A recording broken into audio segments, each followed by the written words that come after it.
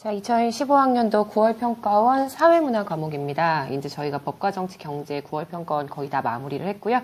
사회문화 한 과목 남아서요. 사회문화에 대한 얘기 전체적으로 좀 정리해보기 위해서 문제를 봤고요. 이번 문제에서 설명하고 있는 건 문화의 전체적인 개념들을 정리하기 위한 문제인데요. 제가 항상 기본 개념반에서도 문화 파트를 설명드릴 때 어렵지는 않은데 개념 요소들을 문제 내에 찾기가 되게 힘들다고 말씀을 드렸었어요. 그래서요. 항상 판서 전체를 다 정리한 다음에 주제가 어떻게 연결되는지를 늘 보여드리는데요.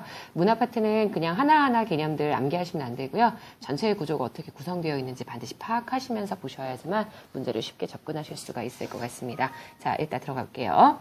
자, 다음은 어느 모둠이 제출한 과제의 일부래요. 밑줄친 기억에서 미음에 대한 설명으로 가장 적절한 것은 한국의 음식 문화와 김치라고 나와 있죠. 그래서 내용이 쭉 써 있어요. 뭐 김치를 빼놓고는 한국의 음식 문화 논할 수 없고요. 우리나라 사람들은 밥을 먹을 때 자연스럽게 김치를 찾죠. 또 식당에서 라면을 주문할 때에도 당연히 빨간 김치가 반찬으로 나올 것을 기대하는데요. 어릴 때부터 우리 입맛이 김치에 익숙해졌기 때문이래요. 근데 원래 우리 문화의 김치는 고춧가루가 들어가지 않은 백김치였는데요. 임진왜란 때 고추가 전래가 되면서 김치 담그는데 고춧가루가 양념으로 들어가면서 지금과 같이 김치를 먹게 되었다라고 설명하고 있죠. 일단 전체의 내용은 반드시 다 읽어주시고요. 문제에서 어떻게 물어보고 있는지 확인하셔야 될 것 같아요.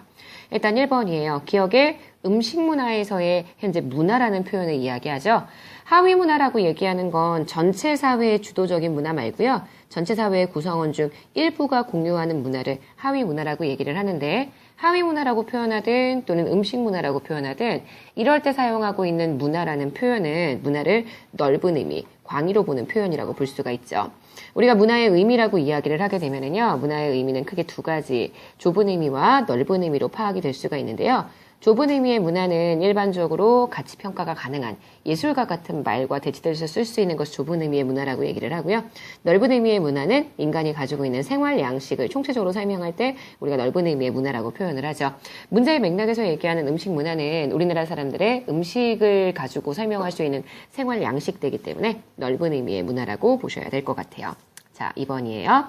자, 니은이죠. 우리나라 사람들은 밥을 먹을 때면 자연스럽게 김치를 찾죠. 이걸 만약에 문화의 속성에 대한 것이다 라고 물어보게 된다면요. 문화가 결국 후천적인 학습을 통해서 내가 익히게 된 것이다 라고 볼 수 있기 때문에 이거는 문화의 학습성에 대한 예시가 된다 라고 보실 수 있을 거고요.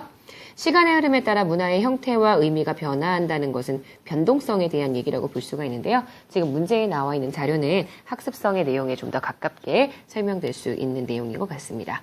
자, 디귿이에요. 빨간 김치죠. 빨간 김치는 일반적으로 이야기할 때 우리가 문화를 구성 요소로 나눌 때요. 구성 요소를 나눌 때 물질과 비물질로 구분을 한 다음 물질과 비물질로 구분을 한 다음 이 비물질 문화를 다시 제도나 관념으로 구분을 하잖아요. 제도, 관념 이렇게 구분을 하잖아요. 빨간 김치는 전형적인 물질 문화, 기술이라고 이야기해 줄 수 있기 때문에 이건 물질 문화인데 문제에서 설명하고 있는 내용은 뭐냐면요. 사회 구성원들이 지닌 태도가 있대요. 또는 신념이 있대요.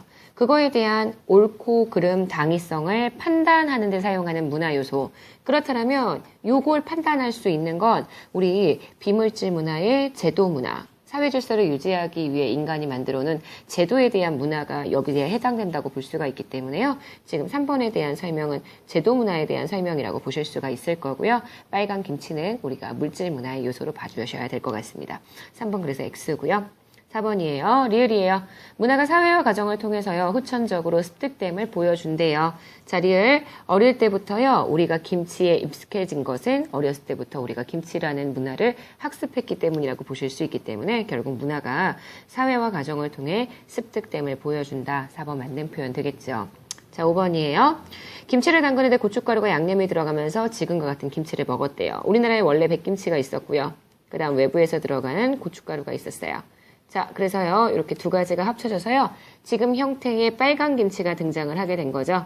이거를 우리가 문화 변동의 양상이나 또는 결과라고 이야기한다면, 기존의 문화에 있었던 A, 그 다음 새롭게 유입된 문화 B, 두 개가 결합돼서 새로운 C가 등장한 거니까요. 이건 전형적인 문화 융합의 예시라고 볼 수가 있을 것 같습니다.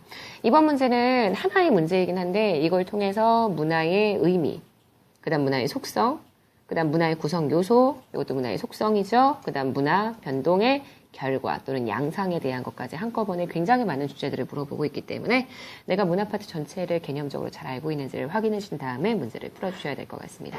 저희 이번 문제는 여기까지 설명하도록 할게요.